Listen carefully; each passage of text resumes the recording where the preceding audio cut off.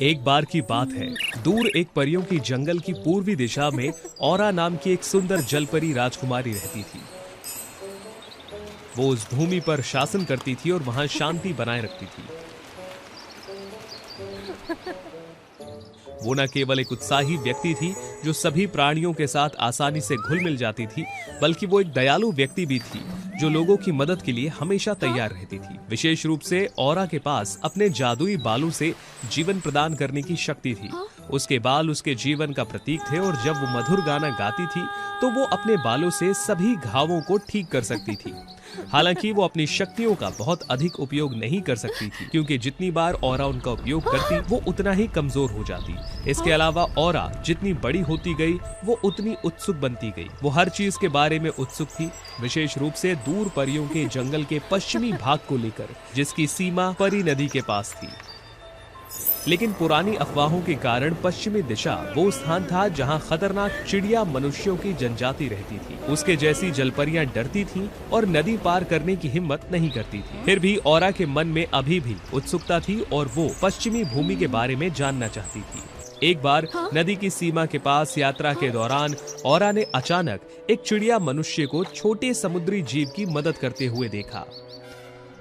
क्या किताब में नहीं लिखा था कि चिड़िया मनुष्य की जनजाति के लोग बहुत क्रूर होते हैं? लेकिन वो लड़का अपने आसपास की छोटी छोटी चीजों की कितनी सावधानी से देखभाल कर रहा है। हालांकि औरा का पूरा ध्यान उस युवक पर था कि उसने गलती से नदी की सीमा को पार कर लिया, जिससे खतरे की घंटी बज गई। यहाँ कोई घुसपैठिया है। सौभाग्य से जब औरा घबरा रही थी, वो युवक उसे दूसरे चिड़िया मनुष्यों की नजरों से बचाने के लिए दौड़ा। दूसरे चिड़िया मनुष्यों के समूह के वहां पहुंचने और उसकी तलाश करने से पहले उस युवक ने औरा को बचा लिया था। ये क्या? जाहिर है मैंने खतरे की घंटी सुनी थी, लेकिन वो क्या गलती से बजी? वो व्यक्ति शायद इधर उधर छिपा होगा, मैं उसे जरूर पकड़ लूंगा। चिड़िया मनुष्य के समूहों के जाने के इंतजार के बाद युवक ने राहत की सांस ली और औरा की जादुई रस्सी को खोल दिया। मुसीबत से निकलने में मेरी मदद करने के लिए धन्यवाद। क्या मैं तुम्हारा नाम पूछ सकती हूँ? मैं डॉन हूँ, पश्चिमी परी जंगल का राजकुमार और चिड़िया मनुष्यों की जनजाति की बेकार चिड़िया जो उड़ नहीं सकता। लेकिन डरो मत, मैं तुम्हें नुकसान नहीं पहुँचाऊंगा। मैं हमेशा से पूर्वी दिशा के लोगों के साथ शांति से रहना चाहता था। ये महसूस करते हुए कि डॉन एक अच्छा व्यक्ति है, औरा ने जल्दी से डॉन के पंखों को ठीक करने में उसकी मदद की। तुम्हें धन्यवाद देने के लिए मैं अपने जादू का उपयोग तुम्हारे पंखों को ठीक करने के लिए करूंगी, ताकि तुम भी बाकी सब की तरह उड़ सको। भले ही वो औरा की बात को समझ नहीं पाया, फिर भी डॉन ने उसे कोशिश करने दी। जब उसने अपना गाना गाया तो उसने डॉन के पंखों को ठीक कर दिया। मुझे चमत्कार देने के लिए धन्यवाद। अगर तुम बुरा ना मानो तो क्या मैं तुम्हारा दोस्त बन सकता हूँ? बेशक, मैं इस दोस्ती से खुश हूँ। उसके बाद डॉन और औरा अच्छे दोस्त बन गए और धीरे धीरे एक दूसरे से प्यार करने लगे। उन्होंने कई चीजों के बारे में बात की। उन्होंने कई साल पहले हुए दोनों जनजातियों के बीच की गलतफहमियों को भी दूर किया। मैंने भी ये सुना था कि पूर्वी दिशा में कई बहुत पुराने और डरावने जीव हैं, लेकिन जब मैं और कुछ दोस्त एक दूसरे से मिले तो सभी बहुत अच्छे थे। इसीलिए हम उम्मीद करते हैं कि दोनों प्रजाति के लोग जल्द ही शांति पूर्वक एक साथ रहेंगे। ये बहुत अच्छा होगा। उम्मीद है कि हम ऐसा जल्द ही कर पाएंगे। लेकिन इसने थियो को, एक खतरनाक चिड़िया मनुष्य जो हमेशा से पूर्वी भाग पर शासन करना चाहता था, बहुत क्रोधित किया। एक दिन हमेशा की तरह औरा उनके मिलने की जगह पर जाने की तैयारी कर रही थी कि तभी थियो अपने सैनिकों के साथ नदी की सीमा को घेरने के लिए पहुंच गया। मैंने खुद अक्सर देखा है कि वो चुपके से पश्चिमी भाग में घुसती है और राजकुमार डॉन से मिलती है, इसीलिए लापता राजकुमार का जरूर इससे कुछ लेना देना है। डॉन गायब है, लेकिन क्यों? नाटक करना बंद करो। तुम वही हो जिसने राजकुमार का अपहरण किया है, इसीलिए हमें उन्हें खोजने के लिए पूर्वी दिशा में अपने सैनिकों को भेजना होगा। क्या तुम मुझे इस बात का सबूत दे सकते हो कि डॉन का गायब होना मेरी वजह से हुआ है? तुमने जो भी कहा वो कहानी एक तरफा है। केवल तुम एक बाहरी व्यक्ति हो और कौन जानता है कि राजकुमार से मिलने की कोशिश करना तुम पूर्वी लोगों की कोई साजिश हो सकती है। हो सकता है कि पुरानी अफवाह सच हो। तुम जलपरियां बहुत चालाक हो। तुम्हें पूर्व लोगों के बारे में ऐसा कहने की कोई अनुमति नहीं है। मेरे पास एक रास्ता है। 3 दिन में मैं निश्चित रूप से डॉन को ढूंढ लूंगी और उसे सुरक्षित वापस ले आऊंगी। लेकिन हम ऐसा कैसे मान लें? लेकिन अगर तुम हमें पूर्वी भाग का शासन का प्रतीक ये त्रिशूल सौंप देती हो तो मैं इस प्रस्ताव को स्वीकार कर लूंगा। त्रिशूल को देखकर औरा सोच में पड़ गई। यदि उसने वो खजाना किसी को भी दे दिया तो इसका मतलब पूर्वी भाग के सभी लोगों के जीवन को उसके हाथों में दे देना। राजकुमारी, हमें विश्वास है कि आप डॉन को खोज सकती हैं और दोनों जनजातियों में शांति ला सकती हैं। अगर कुछ गलत होता है तो भी हम पछतावा नहीं करेंगे, क्योंकि आपने और डॉन ने हमेशा हमारी मदद की है। हम आप दोनों के लिए बलिदान देने के लिए तैयार हैं। मुझ पर भरोसा करने के लिए सभी का शुक्रिया। मैं 3 दिनों में जरूर वापस आ जाऊंगी। सबका प्रोत्साहन सुनने के बाद औरा थियो को त्रिशूल देने के लिए तैयार हो गई। अगर मैं 3 दिन बाद वापस नहीं आई तो त्रिशूल तुम्हारा हो जाएगा। हाँ, ठीक है, मुझे तुमसे अच्छी खबर सुनने की ही उम्मीद थी। फिर औरा ने डॉन को खोजने के लिए अपनी यात्रा की शुरुआत की, लेकिन उसके पास अभी भी कोई सुराग नहीं था।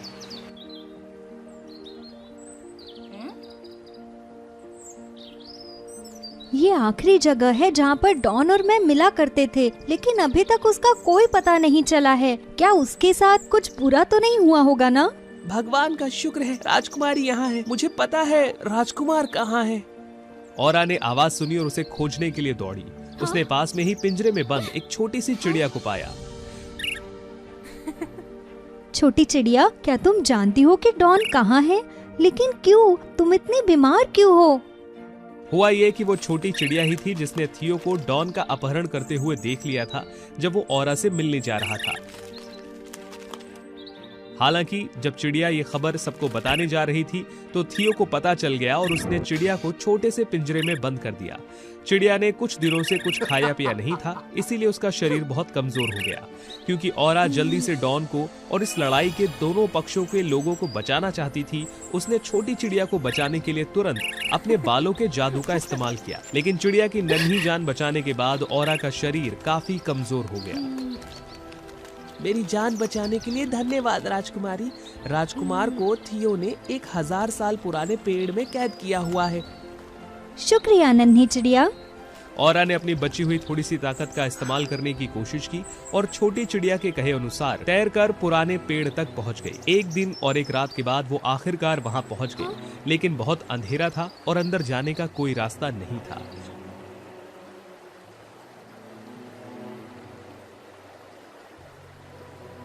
मुझे चीजों को ठीक से देखने के लिए रोशनी की आवश्यकता है, लेकिन मुझे रोशनी कैसे मिलेगी? ये सही है, मेरे बाल। जब भी मैं गाऊंगी मेरे बाल चमक उठेंगे।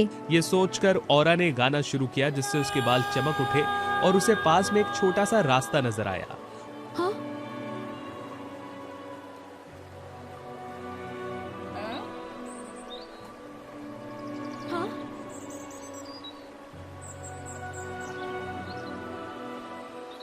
उस रास्ते से उसने एक छोटी सी गुफा में प्रवेश किया, जहां थियो के सैनिक डॉन के आसपास पहरा दे रहे थे।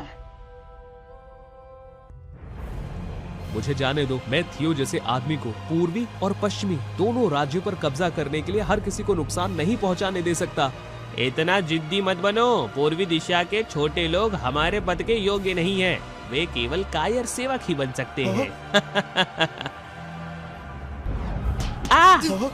क्या? डॉन सही है, सभी को आजाद रहने का अधिकार है और कोई किसी का गुलाम नहीं है। औरा डॉन को बचाने के लिए जल्दी से उसके पास तैर कर गई। हाँ?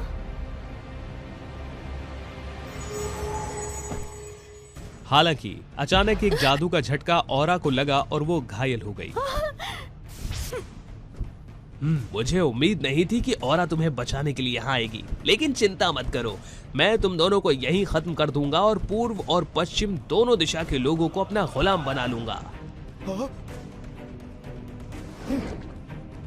मैं तुम्हें किसी को चोट पहुंचाने नहीं दूंगा। डॉन गुस्से में था और लड़ने के लिए थियो के करीब उड़कर गया। हालांकि वो जीतने वाला था, थियो के सैनिकों ने औरा को पकड़ लिया।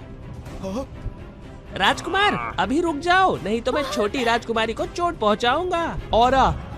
डॉन!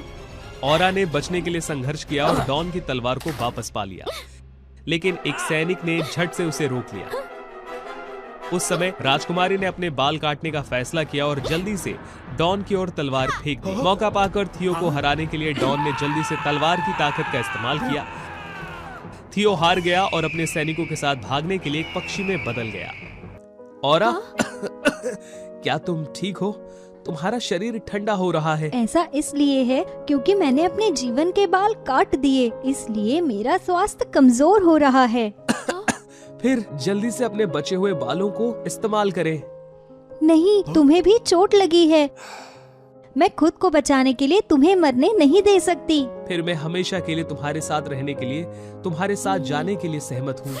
हालांकि जब उनके प्यार के आंसू औरा के बाल पर गिरे तो पानी के प्रकाश की एक चमक निकली और उन दोनों को स्वस्थ कर दिया। हुआ ये कि उन दोनों लोगों का प्यार था जो बिना शर्त एक दूसरे के लिए बलिदान देने के लिए तैयार थे, जिसने मृत्यु पर काबू पाया और उन्हें फिर से एक साथ रहने का मौका दिया। अंत में कई कठिनाइयों के बाद प्यार हमेशा के लिए अमर हो गया और मृत्यु पर विजय प्राप्त कर ली। और फिर हम एक साथ हैं। औरा और डॉन ने एक दूसरे को खुशी से देखा और फिर जादुई नदी में वापस लौट आए।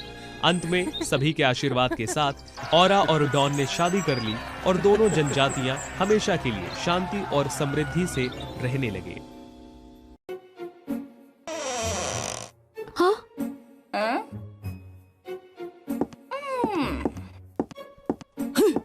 सनी, आखिर तुम वापस आ गई? माँ, आप यहाँ क्या कर रही है? ये मत कहना कि आप अभी अभी समुद्र के किनारे से आ रही हो। सनी, वहाँ बहुत सारी दुष्ट और क्रूर जलपरियां रहती है। वे आपको नुकसान पहुँचा सकती है। हमने अभी तक उन्हें कभी नहीं देखा और शायद वे इतनी बुरी भी ना हो। वो सब मुझे नहीं पता। बेहतर होगा कि आप अब से वहाँ ना जाए, और अगर आपने मेरी बात नहीं मानी तो बहुत सख्त होने के लिए मुझे दोष मत देना। हर कोई ऐसी अनुचित बात कैसे कर सकता है? वे किसी से नफरत कैसे कर सकते हैं जिससे वे अभी तक मिले भी ना हो? लेकिन क्या वे जलपरियां वाकई बुरी है? सनी एक उत्सुक लड़की थी जिसे खोजबीन करना पसंद था। वो तब तक नहीं रुकेगी जब तक कि उसे सच्चाई का पता नहीं चल जाता। ऐसा लग रहा है कि आज भी कुछ नया नहीं होगा। मुझे जल्द ही घर वापस चले जाना चाहिए, नहीं तो मैं बहुत मुश्किल में पड़ जाऊंगी अगर माँ ने मुझे पकड़ लिया। वो जल्दी से वापस चली गई, लेकिन उस दिन सब कुछ सच में शांत था। ये हमेशा की तरह नहीं था। सब लोग कहाँ गए? अरे नहीं, आप लोगों को क्या हुआ है? मुझे नहीं पता कैसे, लेकिन महल में आने वाले पूरे पानी में जहर था। हम इसे कैसे साफ कर सकते हैं? शायद सिर्फ जादुई फल ही ऐसा कर सकता है। जादुई फल जो समुद्र के तल पर उगता है। मुझे बस समुद्र घास खाने की जरूरत है, फिर मैं वहाँ पहुँच सकती हूँ। लेकिन वहाँ बहुत सारी जलपरियां होगी। ये बहुत खतरनाक होगा। आप और बाकी सभी लोग खतरे में हैं। मैं यहाँ खड़े होकर आपको इस तरह नहीं देख सकती। मैं एक राजकुमारी हूँ। मैं ये न केवल आपके लिए बल्कि तितली परियों के पूरे साम्राज्य के लिए भी करूँगी। सनी, तो ये हार ले लो। जरूरत पड़ने पर यह आपके पंखों को मछली की पूंछ में बदलने में मदद करेगा, लेकिन मोती के काले होने से पहले आपको समुद्र से बाहर आना होगा। यदि ऐसा नहीं हुआ तो आपको हमेशा के लिए एक जलपरी के रूप में ही जीना होगा। मुझे ये याद रहेगा। मेरी प्रतीक्षा करना, मैं जल्द ही वापस आऊंगी। सनी जल्दी से उड़ गई, बिना ये देखे कि कोई था जो उसे छुपकर देख रहा था। जब सनी समुद्री घास खोजने के लिए इधर उधर उड़ रही थी तो अचानक उसे एक अजीब सी आवाज सुनाई दी। एक जलपरी! कृपया मेरी मदद करो। एक जलपरी यहाँ कैसे फंस सकती है किनारे पर? तुम मुझे धोखा देने की कोशिश कर रही हो। धोखा किस लिए? मुझे खाने के लिए। छी, बहुत ही गंदा। एक तितली परी मेरे भोजन में कभी नहीं हो सकती।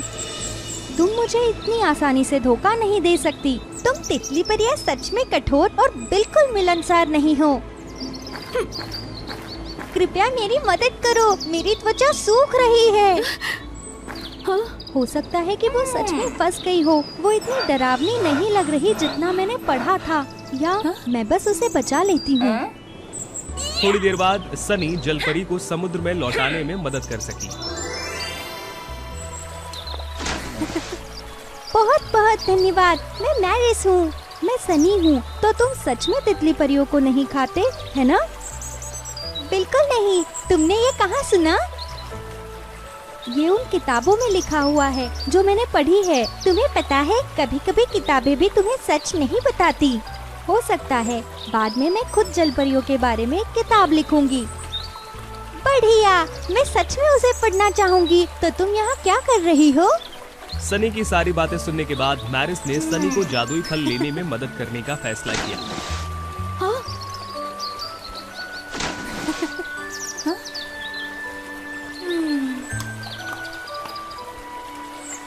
हाँ? मैरिस सनी को एक बड़े भंवर के पास लेकर गई। बस उस भंवर को पार करने की जरूरत है। ये समुद्र के बगीचे तक पहुंच जाएगा। जो फल तुम ढूंढ रही हो ना, वो वहीं मिलेगा। ठीक है, हो सकता है कि ये थोड़ा डरावना लग रहा हो। तुम किसी भी समुद्री पौधे को अपने पास नहीं आने दोगी तो तुम ठीक से इसे पार कर लोगी। मैं कोशिश करती हूँ। लेकिन पानी का बहाव बहुत तेज था। जब वो उसके पास तैर कर गई, उसने सनी को तुरंत पीछे धकेल दिया। या तुम बस यहीं रहो, मैं वहाँ जाऊंगी और उसे तुम्हारे लिए ले आऊंगी। लेकिन चिंता मत करो, मैं अक्सर वहाँ घूमने जाती हूँ। मुझे पता है कि क्या करना है। मेरी मदद करने के लिए धन्यवाद। मैरिस जल्दी से भंवर में तैर कर गई। अचानक समुद्री पौधे का एक टुकड़ा उसके धूप से जली हुई त्वचा पर चिपक गया, जिससे वो डर गई और उससे बचने के लिए एक तरफ हो गई। उसने गलती से एक समुद्री पौधे को छू लिया, जिसने तुरंत उसकी पूंछ पकड़ ली और उसे धकेल दिया। अरे नहीं, मैरिस! सही, ये हार। काश मेरे पैर एक पूंछ होते। मैं अपने पंखों को मछली की पूंछ में बदलना चाहती हूँ।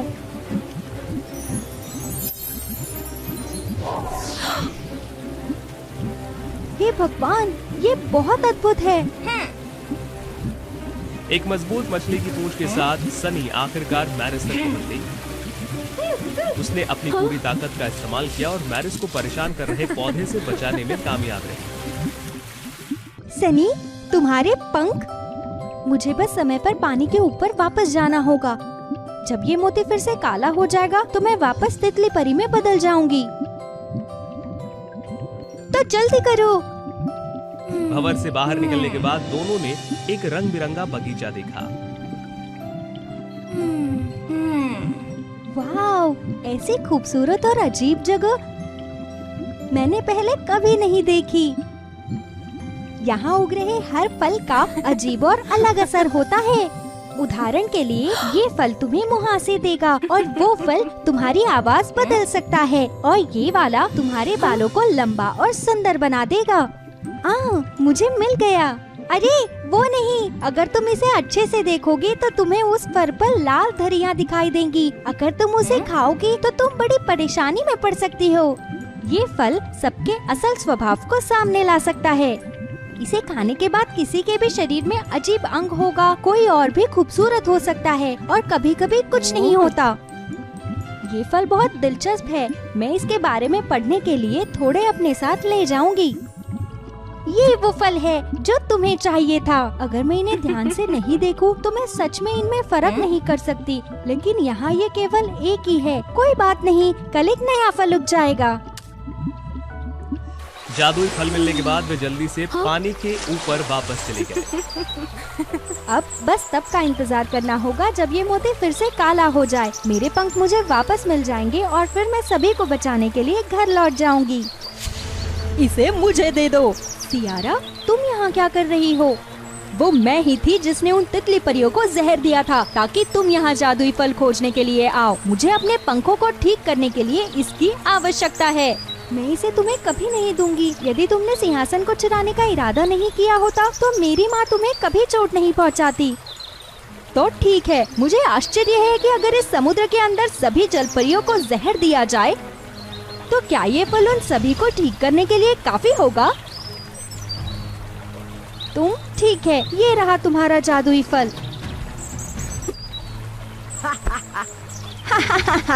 अच्छा है, अब तुम नरक में जाओ। सौभाग्य से सनी ने उसे पकड़ लिया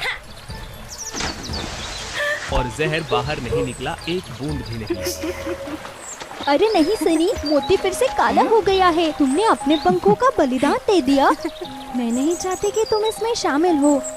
अब मुझे नदी के किनारे तैरकर महल तक जाना होगा ताकि इस फल को सबके पास लेकर जा सकूं। शायद मुझे इस तरह देखकर सब चौंक जाएंगे। लेकिन क्या तुमने उसे वो फल नहीं दिया? मैंने उसे वो फल दिया जो उसके असली स्वभाव को सबके सामने ले आएगा। जादुई फल अभी भी मेरे पास है। सही बात है। या क्या तुम उस फल को खाने की कोशिश कर सकती हो जो तुम्हारे असली स्वभाव को सामने ले आए? मुझे पूरा यकीन नहीं है, लेकिन हमने अभी तक जो यात्रा की है, अब कोई दूसरा रास्ता नहीं है। मैं कोशिश करूंगी। सनी ने अपना सारा साहस उस फल को खाने के लिए लगाया और सच में चमत्कार हो गया। सनी फिर से तितली परी में बदल गई और वो पहले से और ज्यादा खूबसूरत हो गई। सनी बहुत खुश थी। उसने मैरिस को अलविदा कहा और बाकी लोगों को बचाने के लिए वापस चली गई। उसने उन्हें अपनी रोमांचक यात्रा के बारे में बताया, जिससे उन्हें जलपरियों के एक अलग रूप के बारे में पता चला। उसके बाद तितली परियों को अब जल परियों से डर नहीं लगता और वो एक साथ खुशी से रहते। लेकिन रुको, ऐसा लगता है कि हम कुछ भूल गए हैं। आखिरकार मुझे अपने सुंदर पंख वापस मिल जाएंगे।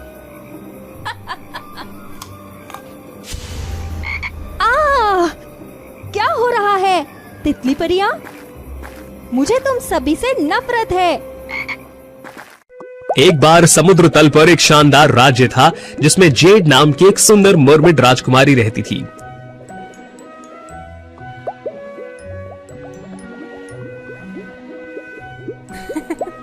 हाँ?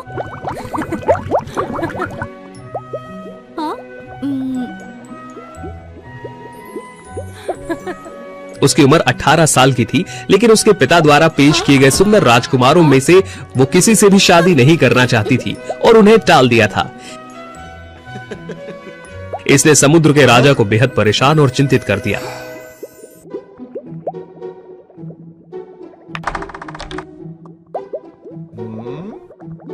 एक दिन उन्हें पता चला कि उनकी बेटी को जैक से प्यार हो गया था, एक प्रतिभाशाली मर्मेड सैनिक और जेड का सबसे अच्छा दोस्त। समुद्र का राजा इस रिश्ते को लेकर गुस्सा और दुखी था।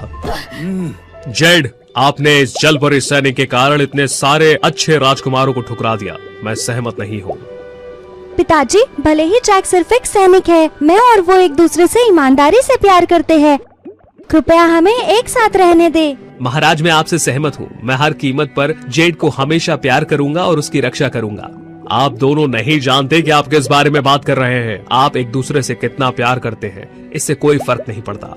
जेड को अभी भी एक राजकुमार या शाही परिवार के आदमी से शादी करनी होगी, नहीं तो केवा का अभिशाप सत्य हो जाएगा। आपका क्या मतलब है? इससे पहले मैं चिंतित था कि आपको ये राज बताना चाहिए या नहीं, लेकिन अब मुझे ये बताना पड़ेगा।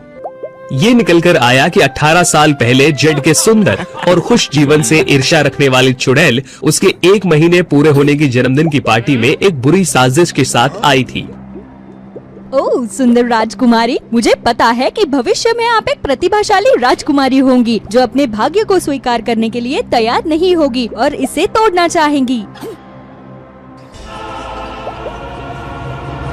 आप लोग क्या कर रहे हैं?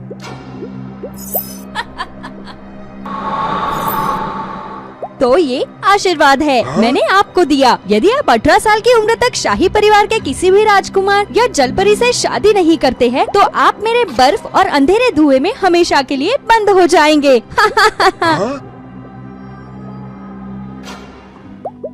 इसीलिए मैं हमेशा अभिशाप को उठाने के लिए एक राजकुमार और जलपरी की शादी कराने का प्रयास कर रहा था। नहीं पिताजी, ऐसा करने और डरने की बजाय हमें अपने भाग्य को तय करने के लिए लड़ना चाहिए।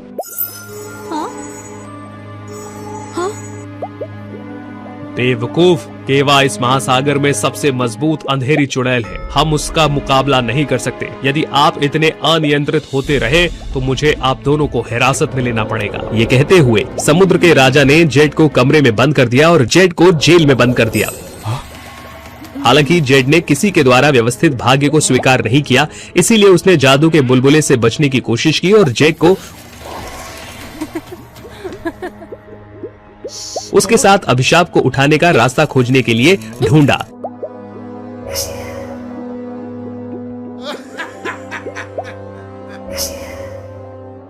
उन्हें ये नहीं पता था कि कहाँ जाना है, तो वो एक छोटे डॉल्फिन से मिले। ये एक पुरानी जलपरी की तलाश कर रहे थे जिसके पास सभी शापों को उठाने का जादू था। सभी की इच्छाओं को स्वीकार करते हुए उन्होंने डॉल्फिन को प्रकाश की शक्ति दी। जेड और जैक ने सुना और डॉल्फिन से दिशाओं के लिए कहा। उन्होंने कई समुद्रों को पार किया और अंत में जेड के 18वें जन्मदिन से केवल एक दिन पहले उन्हें पुरानी जलपरी का निवास पता चल गया। जेड ने तब उसे अपने अभिशाप के बारे में बताया और उससे पूछा कि क्या वो उसे उठा सकती है। तो आप अभिशाप को उठाना चाहते हैं और अपने जीवन के बाकी हिस्सों के लिए इस युवक के साथ रहना चाहते हैं। ये सरल है, आप दोनों एक दूसरे का हाथ पकड़ ले और अपनी आंखें बंद कर ले, फिर मैं एक जादू करूंगी। जेड और जैक ऐसा करने के लिए सहमत हुए। अचानक उन्होंने महसूस किया कि कुछ उनके शरीर को कस रहा है और महसूस किया कि एक अंधेरे जादू का चक्र था। ये पता चला कि पुरानी जलपरी चुड़ैल केवा थी और डॉल्फिन उसका चेला। आप है केवा, द डार्क विच, जिसने मुझ पर अभिशाप लगाया है, जैसा मेरे पिता ने उल्लेख किया है। अब हमें जाने दो। कोई रास्ता नहीं। अब जब राजकुमारी मेरे हाथों में गिर गई है, तो बस थोड़ी देर प्रतीक्षा करें। उस वर्ष का अभिशाप सच हो जाएगा और आप हमेशा के लिए मेरे अंधेरे जादू में डूब जाएंगे। नहीं, मैं आपको ऐसा करने नहीं दे सकता।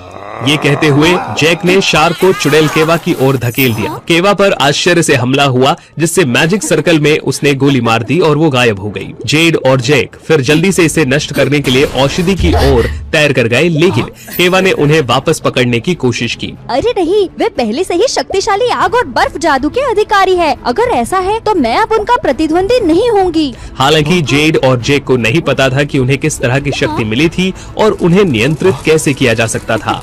क्या चल रहा है? मैं बर्फ का जादू कैसे बना सकती हूँ? इसे कैसे रोके? जेड शांत हो जाओ।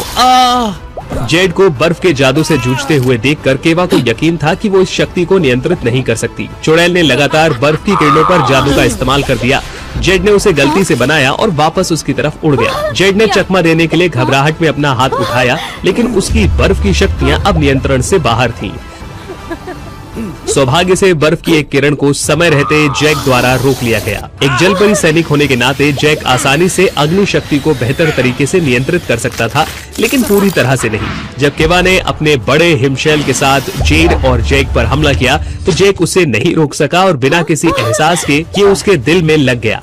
जेड, क्या आप ठीक है? मैं अपनी पूरी कोशिश करूंगी और आपके साथ लड़ूंगी। बाद में दोनों ने केवा पर अपनी आग और बर्फ की शक्ति का हमला करने का प्रयास किया। हालांकि केवा अभी भी मजबूत थी और उनकी शक्तियों को रोक सकती थी।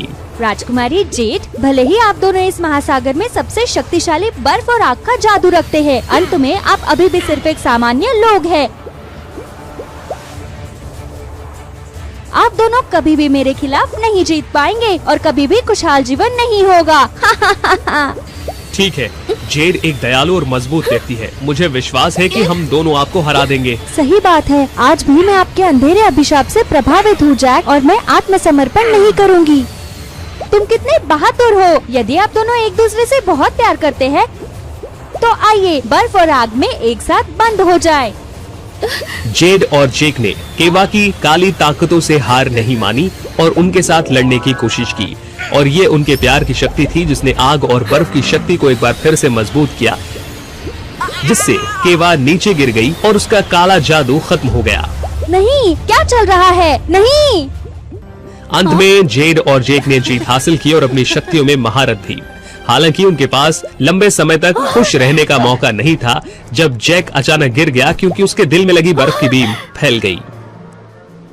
जैक, आपका शरीर बहुत ठंडा था। केवा के साथ हमारी लड़ाई के दौरान आप पहले से ही उसके जादू से टकरा गए होंगे। हालांकि मैंने इस जादू को नियंत्रित करने के लिए अग्नि शक्ति का उपयोग करने की कोशिश की, लेकिन मैं कर नहीं सका। मुझे लगता है मैं इसे अधिक लंबे समय तक नहीं कर सकता। हालांकि मैंने आपकी रक्षा की और इतने लंबे समय तक मैंने आपको प्यार किया, यहाँ तक कि अगर अब मुझे जाना भी पड़ा तो मुझे कोई पछतावा नहीं होगा। नहीं। जेड ने जैक के ठंडे शरीर को पकड़ लिया और उसे चूमा। इस समय उसके चुंबन से अचानक एक गर्म शक्ति उत्पन्न हुई।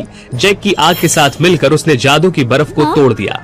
जैक खुशी से जादू को तोड़ने के बाद जागा और दोनों ने एक दूसरे को गले लगाया।